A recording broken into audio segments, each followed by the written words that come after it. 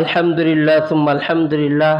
আল্লাহ সুবহানাহু ওয়া তাআলার দরবারে লাখ কোটি শুকর ও সুজুদ জ্ঞাপন করছি, যেই মহান রব আমাদেরকে সমস্ত প্রকার গুনাহের মজলিস বাদ দিয়ে নেককার মজলিসে আসার এবং বসার মতো তৌফিক দান করেছেন। আলেম ওলামাদের মজলিসে বসার মতো তৌফিক দান করেছেন, কোরআনের মজলিসে বসার মতো তৌফিক দান করেছেন। সেই মহান, সেই মনিবের দরবারে আমরা আমাদের অন্তঃস্থল থেকে দিল উজাড় করে মন খুলে সকলে খুশি মনে এক বাক্যে এক স্বরে সকলে বলছি কালিমাতে শুকর আলহামদুলিল্লাহ। সকলে কোরআনের মজলিসে আসতে পেরে খুশি না বেজার? খুশি হলে তা আরো চমৎকার ভাবে আওয়াজ হইতো, আরো জোরে আওয়াজ হইতো না? আরো আওয়াজ হওয়ার কথা ছিল। শীতের দিন তো কালাই গেছে মনে হয়। সকলে আবার বলি আলহামদুলিল্লাহ। আলহামদুলিল্লাহ শুনে আল্লাহ তাআলা খুশি হয়ে গেছে। আলহামদুলিল্লাহ যে আল্লাহ তাআলার এই কোরআনের মজলিসে বসার ফজিলত আছে। কি আছে? ফজিলত আছে। আল্লাহ রাসূল সাল্লাল্লাহু আলাইহি ওয়াসাল্লাম মুসলিম শরীফের মধ্যে বলেন, ইল্লা নাযালাত আলাইহিমুস সাকিনাহ। যখন কোন কোরআনের মজলিসের মধ্যে বসে কোন বান্দারা, আল্লাহ তাআলার বান্দারা যখন বসে, তখন আল্লাহ তাআলার পক্ষ থেকে তাদের উপরে সকিনা নামক রহমত নাজিল হয়। সুবহানাল্লাহি ওয়া বিহামদিহি। কি হয়? সকিনা নামক রহমত নাজিল হয় তাদের উপরে। আসমান থেকে সরাসরি আসমান থেকে আমাদের উপরে সকিনা নামক রহমত নাজিল হইতেছে। সুবহানাল্লাহ। এই যে আমরা সুবহানাল্লাহ বলতেছি, এটার মাধ্যমে আল্লাহ তাআলা এক একটা গাছ জান্নাতের মধ্যে আমাদের জন্য রেখে দিতেছেন। সুবহানাল্লাহ। প্রত্যেকবার এক একটা গাছ এত বড় হবে, তেজি ঘোড়া 500 বছর পর্যন্ত দৌড়াতে থাকবে, তারপর ওটার ছায়া অতিক্রম করতে পারবে না। ঠিক কিনা? এজন্য বেশি বেশি আল্লাহ তাআলার নাম নিতে হবে, বেশি বেশি শুকরিয়া আদায় করতে হবে। কয়টা ফায়দা হবে যদি কোরআনের মজলিসে বসি? 4টা ফায়দা। মুসলিম শরীফের মধ্যে আসছে কয়টা ফায়দা হবে? 4টা ফায়দা হবে। ইল্লা নাযালাত আলাইহিমুস সাকিনাহ ওয়া গাশিয়াতুহুমুর রাহমাহ। আল্লাহ তাআলার রহমত তাদেরকে বেষ্টন করে রাখেন। আমাদেরকে বেষ্টন করে রাখছেন কি? আল্লাহ তাআলার রহমত।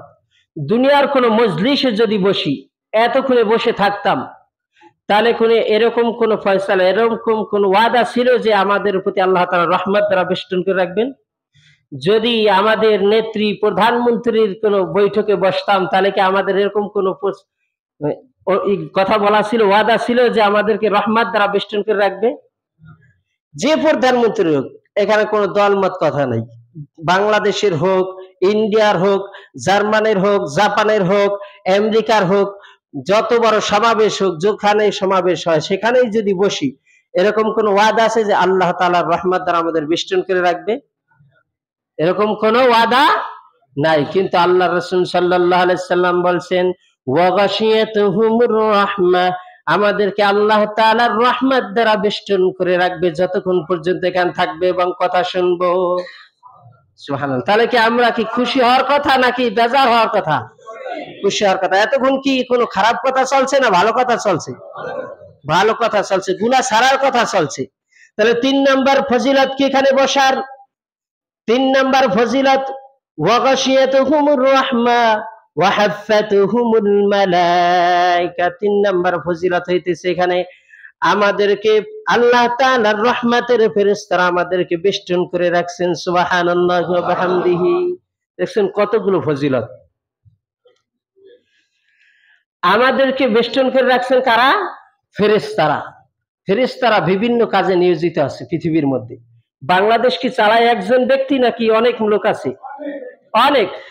যারা বলবে একজন ব্যক্তি চালায় তারা বুঝে না যে এমপি আছে, পানি মন্ত্রী আছে, খাদ্যমন্ত্রী আছে, বিভিন্ন প্রকার মন্ত্রী আছে, শিক্ষামন্ত্রী আছে, সব মিলে সকলে পরামর্শ করে বৈঠক করে তারপর বাংলাদেশ চালায়। তেমনি ভাবে আল্লাহ তাআলারও ফেরেশতারা আছে।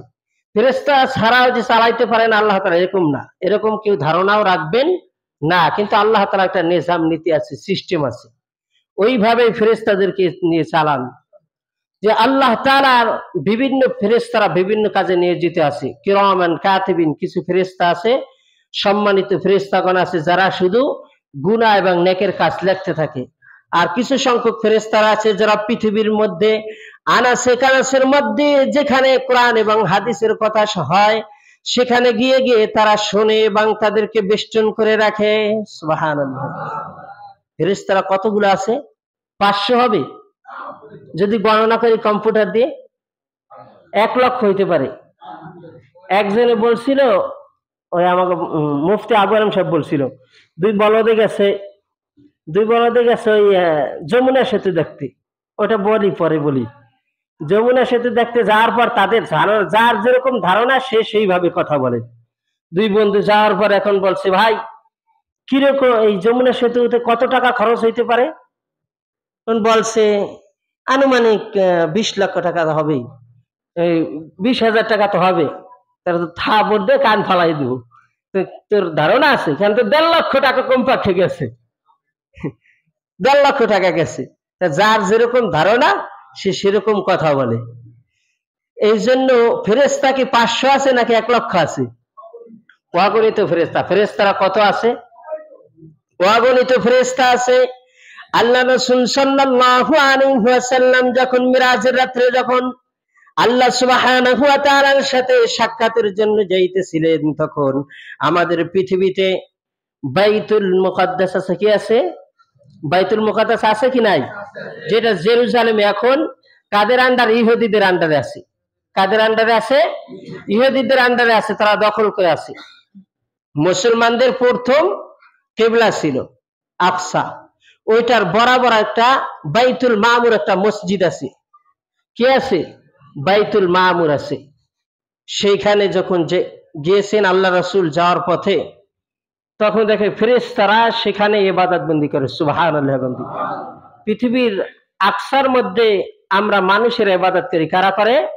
মানুষের ইবাদত বন্দি করে। কিন্তু বাইতুল মামুরের মধ্যে কারা ইবাদত করে? ফেরেশতারা ইবাদত করে। এটা আমি শুধু এক্সাম্পল দিতেছি, উদাহরণ দিতেছি এই জন্য যে আপনারা বুঝতে পারবেন যে কতগুলো ফেরেশতা আছে। সেখানে ফেরেশতারা ইবাদত বন্দি করতে থাকে।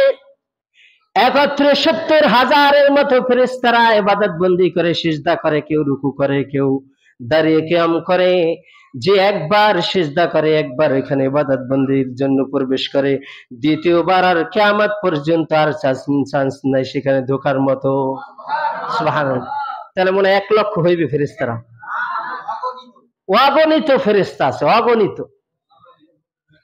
অসংখ্য অগণিত ফেরেশতা আছে যাদের কোনো শেষ নাই, যাদের গণনা আল্লাহ তাআলা ব্যতীত আর কেউ জানে না। তাহলে এটা হলো ফেরেশতারা যেখানে মজলিস আছে, কোরআনের মজলিস। এই যে আমরা এখানে কথা বলতেছি, কোনো খারাপ কথা বলতেছি?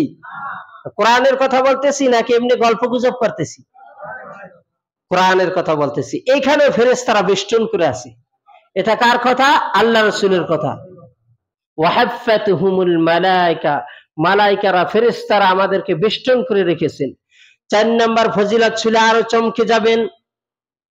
ওয়ানাযালাত আলাইহিমুস সাকিনা ওয়াহাফাতুহুমুল মালায়েকা ওয়া যাকারাহুমুল্লাহু ফী মান ইনদাক।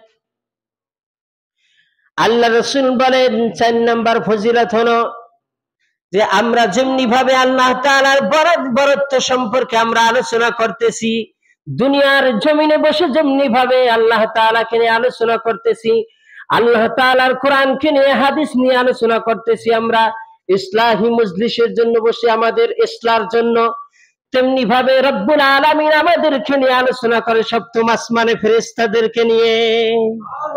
আল্লাহু আকবার। আচ্ছা 2 মিনিটের মধ্যে শেষ করে দিতেছি, ওই ঘুরে 5 মিনিটের মধ্যে। তেমনি ভাবে আমাদেরকে নিয়ে আলোচনা করতেছেন আল্লাহ তাআলা। তাহলে আপনি আমি এটা শুধু সুবহানাল্লাহ বলে ক্ষান্ত করে দিছি, কিন্তু আপনি আমি চিন্তা করে পাই না, যদি আমাকে নিয়ে ডোনাল্ড ট্রাম্প, যিনি বিধর্মী অর্থাৎ সুপার পাওয়ার বলি আমরা, পৃথিবীর মধ্যে সুপার পাওয়ার যাকে বলি, তিনি যদি আলোচনা করে আর আমাকে নিয়ে কথা বলে, তা খবর আমি ডাইকা নিয়া, হুজুর দেখেন আমাকে নিয়া ডোনাল্ড ট্রাম্প কথা বলছে, হুজুর দেখেন আমাকে নিয়া বাইডেন কথা বলছে, আমাকে নিয়ে আপনি কি আমাকে সাধারণ লোক মনে করেন? অসাধারণ। হ্যাঁ, একজন ব্যক্তি বলছিল কথা বললে আবার দেরি হয়ে যাবে। একজন ব্যক্তি বলছিল যে ওই নাসির সাহেব একবার বয়ান করছিল যে একবার এক নাম হলো লোক হলো ফাউসা, কি নাম? ফাউসা। ফাউসা ফাউসারে ডাইকা নিয়ে তারপরে বলছে যে তোমারে আমি এই 1000 টাকার নোট আমি দিলাম। দেওয়ার পরে ওই নোটটাকে নিয়ে ভালোভাবে বান্দাই করে মানে নেমেন্টিং বলে না, নেমেন্টিং করে সুন্দরভাবে ধুয়া মুইছা রাখছে, কারণ আমাকে নিজ হাতে প্রধানমন্ত্রী 1000 টাকা দিছে। এটা হয়তো বা কিয়ামতের দিনও কাজে আসতে পারে। কাজে আসবে? কোনো কাজে আসবে না। সুতরাং আপনি আমি বিধর্মী কোনো লোক, বিধর্মী কোনো সরকার অথবা কোনো বিধর্মী কোনো এই পৃথিবীর মোড়ল যারা আছে তারাও যদি আমাকে নিয়ে কথা বলে তাহলে আমরা বুক ভরে যায়, বলি যে আমাকে নিয়ে কথা বলছে, কিন্তু স্বয়ং বাদশার বাদশাহ, সমস্ত পৃথিবীর বাদশাহ, সবকিছুর মালিক, আমার মালিক, আপনার মালিক, সমস্ত সারে জাহানের মালিক যিনি আল্লাহ রাব্বুল আলামিন আমাকে নিয়ে আলোচনা করে, যেটা কি চারটিখানি কথা? আল্লাহ তাআলা আমাদেরকে নিয়ে আলোচনা করে, অমুকে বলে যে অমুক বাড়ির অমুক ছেলে আমাকে নিয়ে আলোচনা করতেছে, সে কি জন্য আলোচনা করতেছে? সে আমাকে নিয়ে আলোচনা করতেছে, এই জন্য আমি আবার তাকে মাফ করে দিলাম। সুবহানাল্লাহ। আমরা কি চাই ওই মজলিস থেকে মাপ নিয়ে তারপর বের হবো ইনশাল্লাহ? ইনশাল্লাহ আল্লাহ তাআলা আমাদের সকলকে তৌফিক দান করুন। কিন্তু কথা তো বাড়াইতে পারবো না, কেমন পারবো? সময় তো নাই, এশার সময় হয়ে গেছে।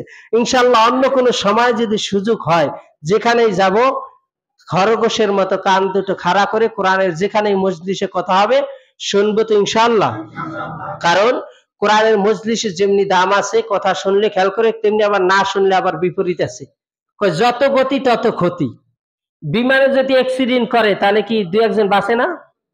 সহজে বাঁচে না। সাইকেলে অ্যাক্সিডেন্ট করলে একটু হাত কাটতে পারে, পাও কাটতে পারে, নখ ভেঙে যেতে পারে। আর যদি বিমানে অ্যাক্সিডেন্ট করে সম্ভবত বাঁচবে না, আর যদি বাইসা যায় তাহলে এটা ভাগ্যের জোরে। তেমনি ভাবে আল্লাহ তাআলা বলেন যে কোরআনের যেখানে মজলিস, যেখানে কথা হয় সেখানেই যদি আদবের সাথে শোনা হয় তাহলে আল্লাহ তাআলা আমাদেরকে এখান থেকে গুনাহমুক্ত এটা ঘোষণা করে তারপর পাঠাবেন বাড়িতে। সুবহানাল্লাহ। আর যদি কেউ মজলিসে বসে কোরআনের সাথে বেয়াদবি করে, আল্লাহ তাআলা বলেন কোরআনের মজলিসে বসার এবং শোনার আদব আছে।